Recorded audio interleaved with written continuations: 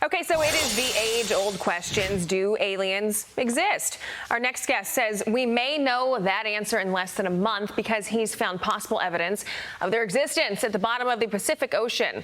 Harvard science professor Avi Loeb joins us now with more on his groundbreaking study.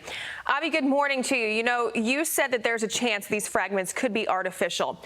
How big of a chance are we talking here? Are you saying 50-50 or more? Thanks for having me. Well, this object was moving very fast, faster than 95% of the stars near the sun. And it also had material strength tougher than all the rocks we had seen over the past decade in the NASA catalog. So there is a chance. I wouldn't quantify it. I would just say it's quite possible that it's different than a rock. And what we are doing now is analyzing the composition of the molten droplets that fell off this object when it was exposed to the fireball that it created as it moved through the air.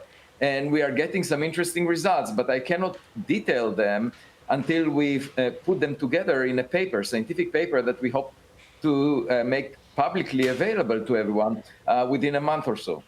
So it was interesting when you said that it was moving faster than 95% of the nearby stars that's near the sun and made of a tough material. In layman's terms, a little more of a layman term for me here, what does that mean, Avi? I mean, are you saying that you do think that this is not just a typical meteor that we're usually seeing just drop into the ocean? Well, it's definitely not a rock of a type that we are familiar with, and that's based on the US government data on this meteorite. And just think of Voyager. If it were to collide in 1 billion years with another planet, it would appear as a meteor, but it would be made of materials much tougher than rock. And moreover, it would move faster than typical rocks because it had some propulsion. So that's the possibility that we are exploring. So, okay, this is hypothetical, obviously. Say these results come back and it is an alien spacecraft, I guess is what I'll call it. It's strange even having those words come out of my mouth since it's not been really spoken about to this degree. But what would the protocol be for that? I mean, how would that change the world and us going forward? Well, it would mean that we have a neighbor, that we are not alone, just like realizing that, you know, when you go out to your backyard and you find a tennis ball that was thrown by a neighbor, you realize, yes, I do have a neighbor.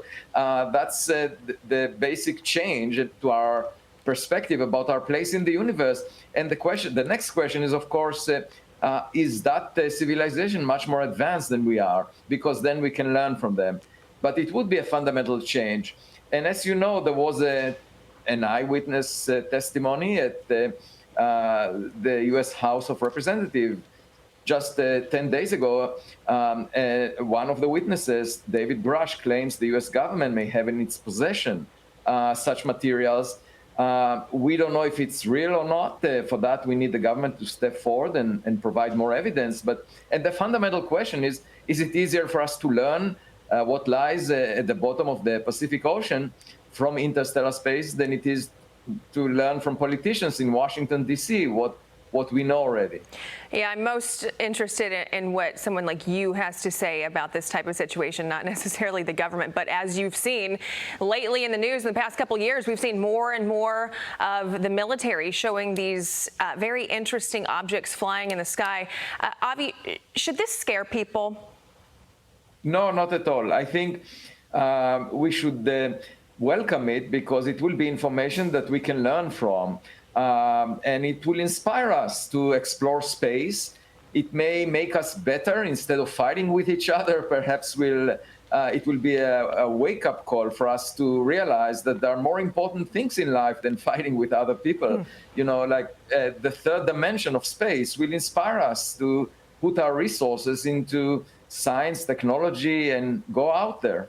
Well, I'll tell you what, I'm not quite sure why this is not the top story headlining everywhere, but I'll tell you what, if it comes back and this is an alien spaceship, I would bet my life that it would be the top story. Avi Loeb, thank you so much. And we're interested to see what you come up with. I'm Steve Doocy. I'm Brian Kilmeade. And I'm Ainsley Earhart. And click here to subscribe to the Fox News YouTube page to catch our hottest interviews and most compelling analysis.